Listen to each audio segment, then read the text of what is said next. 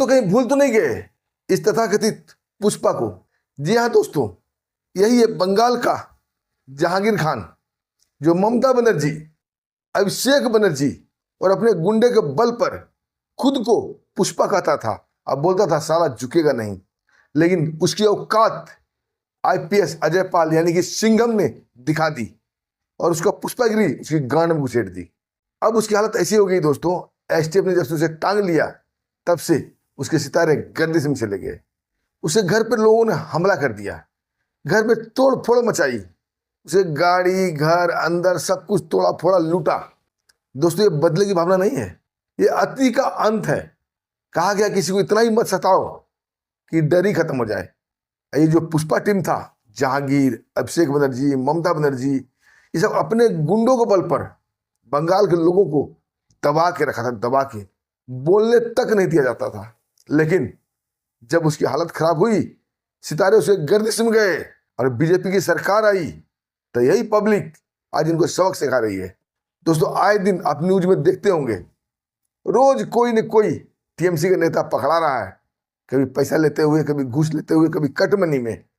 Police उसे क्या पीटेगी, police उसे क्या घसीटेगी, उसे पहले ही आम पब्लिक वहां पहुंच जाती है और उसे बेतोड़ मारती है, डंडे लाठी अंडे फंडे सब से। दोस्तों ये दिन टीएमसी के नेताओं के आएंगे किसी ने सोचा तक नहीं था। ये तो अपने आप को बंगाल का राजा और राजकुमार समझते थे। लेकिन कहते हैं दोस्तों, वक्त सबका बदलता है। अरे बंद घड़ी भी 2 बार सही टाइम बताती है। तो ये आम जनता का वक्त बदला और अर्श वाले फर्श पर आ गए और पब्लिक का राज आ गया। दोस्तों ये पुष्पा, आपको एक बार फिर से याद दिलाता हूं, पश्चिम बंगाल के फलता विधानसभा का हीरो था। डायमंड हार्बर की बात करता था।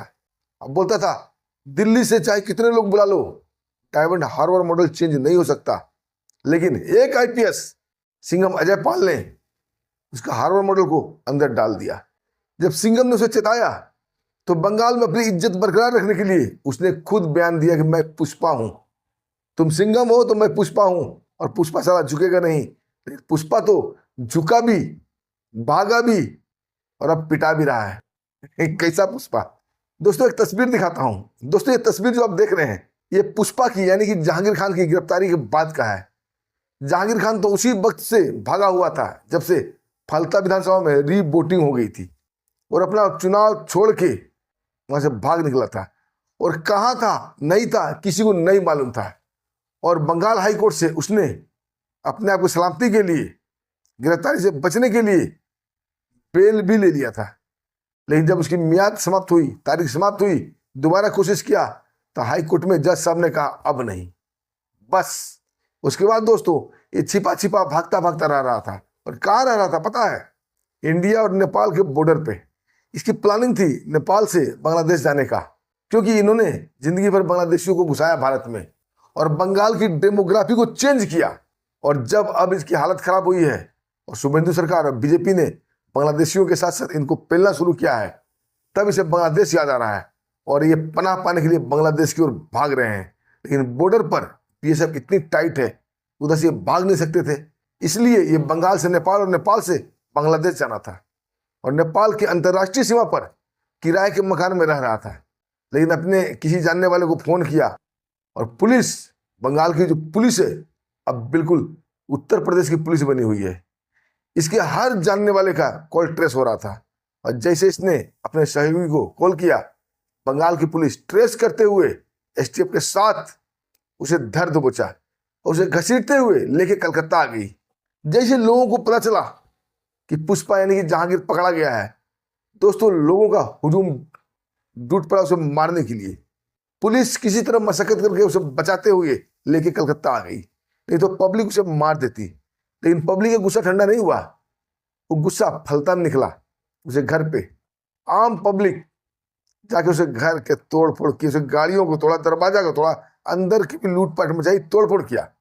दोस्तों ये फलता वही जगह है जहां जहांगीर अपने आप को किंग कहा करता था और डायमंड हार्बर मॉडल की बात करता था।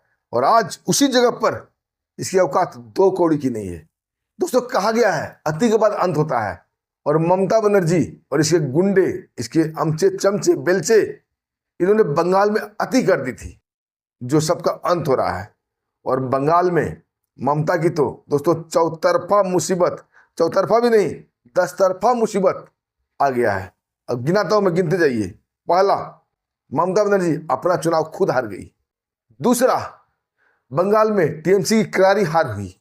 तीसरा, बंगाल में योगी मॉडल लागू हो गया। चौथा, जितने अटकनी पटकनी कटमनी वाले थे ना, इनके गुंडे चमचे सबको गिरफ्तार करके जेल भेजा गया। पांचवा, इनके जितने भी पसंद के ऑफिसर थे पुलिस विभाग में और इधर उधर, सबको उठा के अदर स्टेट में फेंक दिया गया। और तो और दोस्तों, अब टीएमसी भी टूट गई। 58 विधायक लेकर एक नेता टीएमसी के सारे विधायक यानी कि 58 विधायक को लेकर अलग टीएमसी बना दिए। और उसका देखा देखी, विधायक जब टूट गए तो उसका देखा देखी सांसदों ने भी घोषणा कर दी और 20 सांसद टीएमसी से टूटकर बीजेपी में शामिल होने के लिए तैयार हो गए। दिल्ली गए, राज्यपाल को बताया गया, हर किसी को बताया गया। यानी कि दोस्तों अब टीएमसी में दिया दिखाने वाला कोई नहीं बचा। एक वक्त था ममता बनर्जी का, जो कह दिया भगवान का आदेश। अभिषेक बनर्जी का, जो कह दिया राजकुमार। और आज ये वक्त है, बंगाल की जनता इनको जहां कहीं भी देखती है धुआंधार पीटती है, जूतों से, चप्पल से, अंडे से। घर से निकलना इनका मुश्किल है। यही जहांगीर खान था दोस्तों, जो अपने गुंडों को बल पर चुनाव को मैनिपुलेट करता था, डायमंड हार्बर मॉडल की बात करता था। और इसी ने आईपीएस अजय पाल को चैलेंज किया। और जिस दिन आईपीएस अजय पाल को चैलेंज किया, उसी दिन से इसे सितारे गर्दिश में चले गए, क्योंकि वो उत्तर प्रदेश का सिंघम था। इसे घर पे जाके इसको धमकी दी और उस दिन से ये भागता लुकता छिपता फिर रहा है। अब ये पकड़ में आया है एसटीएफ के। अब इस पर जितने चार्जेस हैं दोस्तों, अब सारा हिसाब होगा।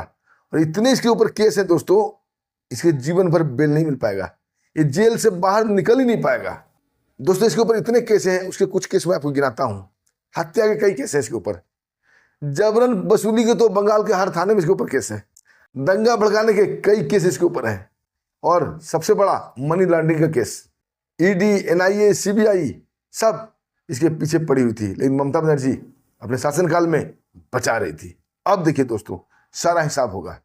अब जेल से बाहर निकलना मुश्किल है और ममता भी डरी हुई है। टीएमसी के बाकी नेता भी डरे हुए हैं।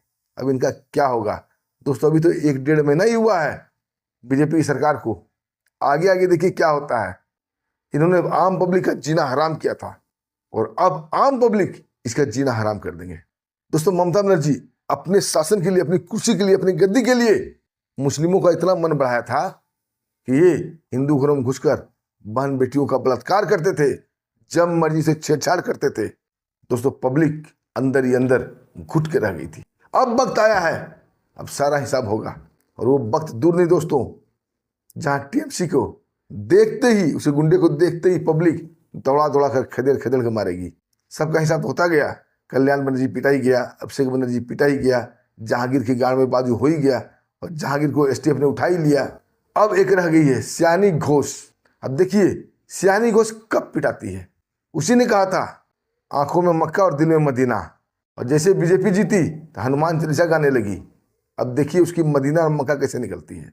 बस इंतजार कीजिए दोस्तों, अगला नंबर उसी का है। वो कहाँ छिपी है किसी को पता नहीं, न उसका कोई वीडियो आ रहा है न कोई न्यूज आ रहा है।